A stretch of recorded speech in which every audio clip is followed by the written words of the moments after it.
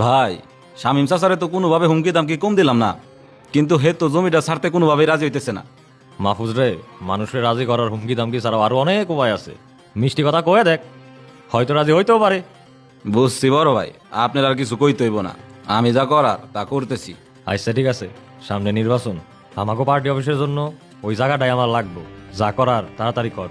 আচ্ছা বড় ভাই, এই মাহফুজ থাকতে আপনার কোনো টেনশন করা লাগবে না। আসি। ওকে। ভাই, সোশ্যাল মিডিয়ায় তো আপনি আবারও ভাইরাল। ভাইরাল? আবার কোনটা নিয়ে ভাইরাল হইলাম? ভাই, এক সপ্তাহ আগে যে আপনি রাস্তার উদ্বোধন করে আসলেন না, ওইটার তো ভাই ফিস ডালা উঠে গেছে। মানুষ তো আপনাকে নিয়ে সমালোচনা করতেছে। ও, তা রাস্তার পাশে যে আমার নামের একটা সাইনবোর্ড আছিল, হেড আসেনি? হ্যাঁ ভাই, সাইনবোর্ডের জায়গায় আছে, শুধু রাস্তাটা নাই, ধসে গেছে। যাজ্ঞা, রাস্তা থাকবা না থাক, আমার নামের সাইনবোর্ড থাকাটাই জরুরি। জনগণ তো জানতে পারবে রাস্তাটা আমি করছিলাম। ভাই, মানুষ জানে বলেই তো আপনার ভাই মন খুলে গাইলেইতেছে। গালি দিতেছে দিক, জনগণের গালি দেওয়া আর দোয়া একই জিনিস। আলোচনায় থাকাটাই মুখ্য। আমরা যত আলোচনায় থাকবো, ভোটও তত বেশি। হ্যাঁ ভাই, ঠিকই বলছেন। জনগণরা আমরা যেভাবে নাচাবো, জনগণ ওইভাবেই নাচবে। এতেই তো আমাদের লাভ। জনগণের সব কথা মাথায় নিলে তার চলবে না ভাই। এই জন্যই মাসুদ তোমার আমার এত ভালো লাগে। তা আজকে আমাদের প্রোগ্রাম কি? আজকে প্রোগ্রাম হইলো। ভাই। ওয়ালাইকুম আসসালাম। ভাই, আমি একটা প্রয়োজনে দোহার থেকে আসছি, আপনার সাথে কিছু কথা বলতে চাই। না না না, ভাই এখন আর কোনো প্রয়োজনের কথা শুনতে পারবে না। আর সরকারি চাকরির সুপারিশ সব ফিল আপ করে ফেলছি, এখন আর কারো সুপারিশ নেওয়া যাবে না।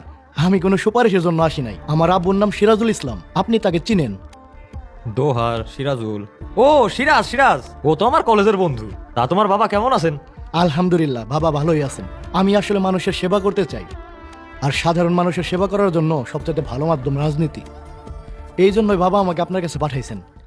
ও, নতুন ছাত্র, রাজনীতি শিখতে হইলে তোমার আগে 3টা জিনিস ভালো করে শিখতে হইব। 1, কাজ কম কথা বেশি। 2, মিথ্যা কথা রসমালাইয়ের মতো মিষ্টি হইতে হইব। আর 3, কোনো ভুল করলে বিরোধী দলের চক্রান্ত বইলে চালাই দিতে হইব। কি পারবা তো? ভাই, আপনি কি বললেন আমি কিছুই বুঝলাম না, সবই মাথার উপর দিয়ে গেল।